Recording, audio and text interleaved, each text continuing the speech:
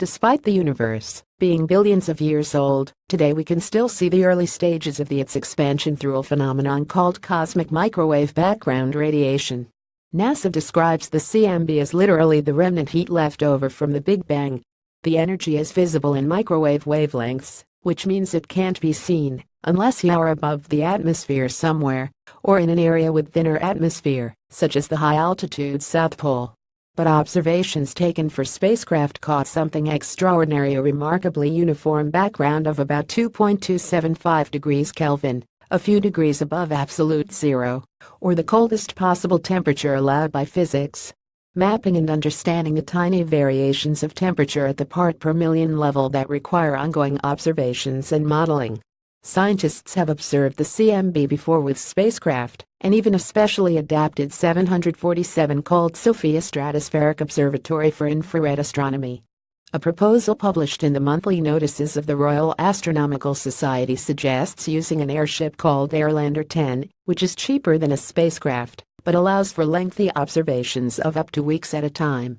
The main advantage is flight duration, Stephen Feeney, lead author and a postdoctoral researcher at the Flatiron Institute Center for Computational Astrophysics in New York City, told Seeker in an email.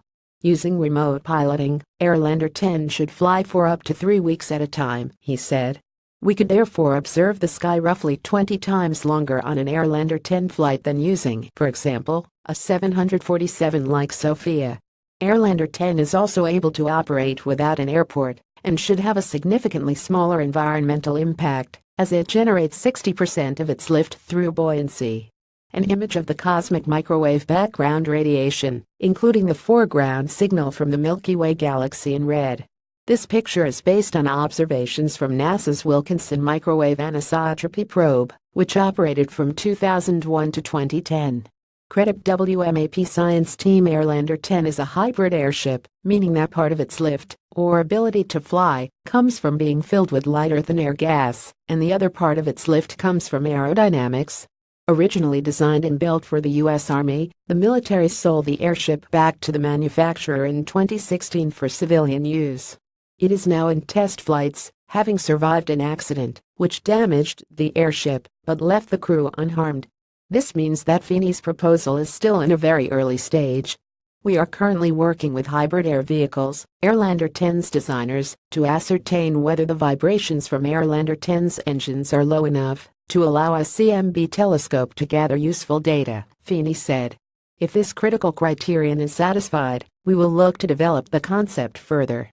Related cosmic rays originate far beyond the Milky Way. Feeney's research, in part, concerns how to operate CMB detectors at higher altitudes, which requires knowledge of how they perform at sea level, then extrapolating their performance at higher and higher altitudes.